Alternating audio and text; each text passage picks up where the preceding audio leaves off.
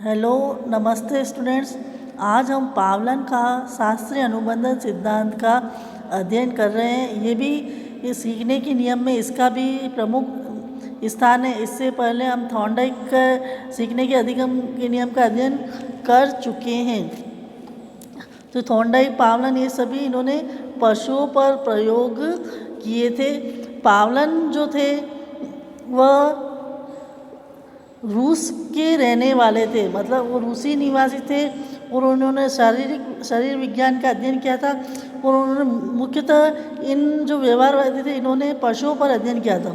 Pavlov ने कुत्ते पर प्रयोग किया था कि एक भोजन को देखकर कुत्ते के मुंह में लार आना और उसको एक घंटी के साथ इन्होंने अनुबंध स्थापित कर दिया था। तो इसका अध्ययन इन्होंने किया था, अनुबंध का अध्ययन किया था इन्होंने।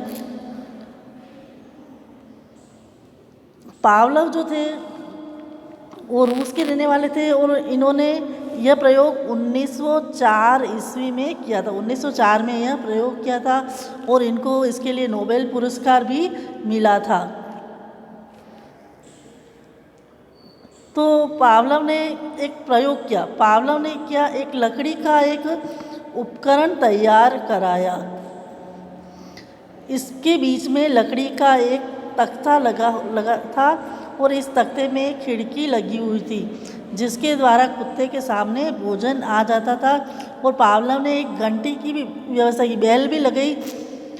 पहले तो प्रारंभ में तो पावलोव भोजन देते थे कुत्ते को, यानी थोड़े दिन बाद वो घंटी बजाकर उस कुत्ते को भोजन देते थे और इसके लिए इन्होंने इसका अध्ययन किया था। ये हम देख सकते हैं, ये एक्सपेरिमेंट। पावलोव ने लकड़ी का उपकरण तैयार कराया था। इसके बीच में एक लकड़ी का तख्ता लगा था और इस तख्ते में खिड़की लगी थी जिसके द्वारा कुत्ते के सामने भोजन आता था। इस उपकरण में एक स्थान पर एक घंटी भी लगाई। पावलोव ने इस उपकरण में कुछ ऐसा प्रबंध कराया था कि घंटी का बटन दबाते ही घंटी बजने लगती और भोजन का बटन दबाते ही कुत्ते के सामने भोजन की प्लेट आ जाती थी। तो इस तरह पावलोव ने कुत्ते पर प्रयोग किया। पावलोव ने ये प्रयोग 3 चरणों में किया था। कितने चरणों में किया था? 3 चरण में, यानी 3 स्टेप में यह प्रयोग किया था पावलोव ने।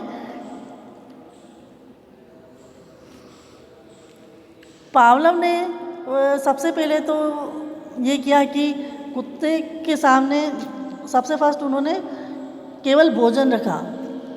कुत्ते के सामने सबसे फर्स्ट क्या लाए थे? वो भोजन रखा। तो भोजन रखा और भोजन को देखते ही कुत्ते के मुंह में लार आने लग गई। तो जो भोजन था वो था हमारा स्वाभाविक उद्दीपक। क्या था ये? यूसीएस था। ये भोजन जो स्वाभाविक उद्दीपक तो था भोजन, और लार थी हमारी स्वाभाविक अनुक्रिया। मतलब कि भोजन को अगर कोई भी व्यक्ति देखेगा तो उसके मुंह में ऑटोमेटिक ही लार आ जाएगी। हम भी कुछ अच्छी चीज़ देखते हैं, हमारे सामने भोजन रखा तो हमारे मुंह में भी लार आ जाएगी। इसी तरह केवल सबसे पहले उन्होंने केवल कुत्ते के सामने भोजन रखा तो भोजन को देखते ही कुत्ते के मुंह में लार आने लग गई। फिर नेक्स्ट दूसरे दिन उन्होंने ये किया कि पहले उन्होंने घंटी बजाई। उस उपकरण में घंटी भी रख रखी थी। तो दूसरा स्टेप ये था कि उन्होंने इसमें पहले तो बजाई घंटी, बैल बजाई। फिर उन्होंने रखा इसको, भोजन रखा कुत्ते के सामने और भोजन को देखते तीसरी बार उन्होंने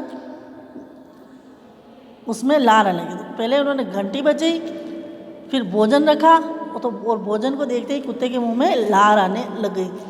तो ये उनका दूसरा स्टेप था। इस तरह पावलोव प्रयोग करते जा रहे थे। फिर पावलोव ने एक तीसरा स्टेप भी किया, थर्ड स्टेप हम कहेंगे इसको थर्ड स्टेप में पावलव ने क्या किया कि केवल घंटी बजी, घंटी बजा दी और घंटी की आवाज़ सुनते ही बिना भोजन को देखे ही कुत्ते के मुंह में लार आने लग गई। तो घंटी की आवाज़ से कुत्ते को मालूम चल गया कि अब मुझे भोजन मिलेगा, तो ये सोचकर उसके मुंह में लार आने लग गई। तो हम कह सकते हैं कि स्वाभाविक उद्दीपक को अस्वाभाविक उद्दीपक से जोड़ दिया था। स्वाभाविक उद्दीपक तो था हमारा भोजन और अस्वाभाविक उद्दीपक था हमारा घंटी। तो स्वाभाविक उद्दीपक को अस्वाभाविक उद्दीपक से जोड़ दिया।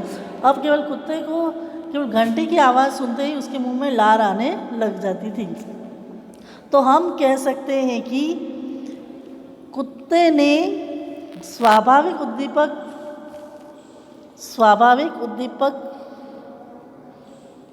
और अस्वाभाविक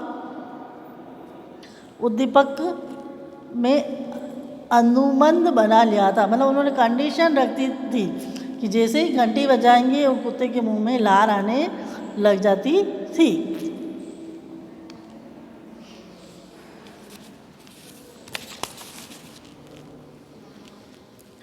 ये पूरा प्रयोग यही था। अब कि इस सिद्धांत में शिक्षा में इसका क्या उपयोग है, उद्दीपक अनुक्रिया सिद्धांत का शिक्षा में क्या उपयोग है। हमें बच्चों को कुछ भी सिखाने के लिए ये जो शास्त्रीय अनुबंध है उसका हम शिक्षा में उपयोग देख रहे हैं कि बच्चों को कुछ भी सिखाने के लिए पुनर्बलन की आवश्यकता होती है। यह सिद्धांत किसके पे बल देता है और पुनर्बलन पर यह बल देता है। शिक्षकों को बच्चों को कुछ भी पढ़ाते समय इसका प्रयोग करना चाहिए। मतलब एक शिक्षक को पढ़ाते समय एक्टिविटी करना चाहिए, उसके सामने कुछ कंडीशन रखनी चाहिए, उसको जैसे पुरस्कार दंड आदि रखना चाहिए जिसको देखकर बच्चा सीखेगा। इस विधि से ऐसे विषयों को सरलता से पढ़ा जा सकता है जिसमें बुद्धि, चिंतन एवं तर्क की आवश्यकता नहीं होती है।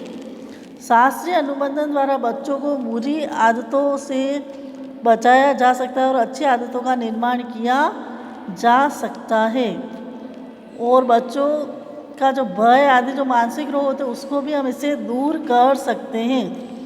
शास्त्रीय अनुबंधन द्वारा बच्चों का समाजीकरण भी सरलता से हो सकता है। फिर शास्त्रीय अनुबंधन के नियम, तो इसमें सबसे पहले हमने पढ़े पुनरावृत्ति का नियम, लॉ ऑफ रिपीटेशन मतलब रिपीट करना। बार बार हम अगर किसी कार्य को या एक्टिविटी को रिपीट करेंगे तो बालक अधिक सीख जाएगा। तो यह सिद्धांत हमें पुनरावृत्ति पर बल देता है। इस नियम की मान्यता यह है कि किसी भी हम एक क्रिया को बार बार करते हैं तो वह हमारी आदत बन जाती है। अगर हमें आदत का निर्माण करना है तो हम उस क्रिया को बार बार करेंगे तो हमारी वह हैबिट बन जाएगी और हमारे पर्सनैलिटी का एक अंग बन जाएगा। फिर दूसरा जो नियम है वो है तीव्रता का नियम, लॉ ऑफ इंटेंसिटी। ये हो गया हमारा तीव्रता का नियम। इस नियम के अनुसार यदि हम चाहते हैं कि कृत्रिम उद्दीपक अपना स्थायी प्रभाव बना रखे तो इसके लिए उनका प्राकृतिक उद्दीपक की तुलना में अधिक सशक्त होना आवश्यक होता है। फिर थर्ड है हमारा समय का नियम, लॉ ऑफ टाइम। इस नियम के अनुसार सीखने में उत्तेजकों के मध्य समय का अंतराल महत्वपूर्ण कारक होता है। दोनों उद्दीपनों के मध्य समय अंतराल जितना अधिक होता है, उद्दीपनों का प्रभाव भी उतना ही कम होता है।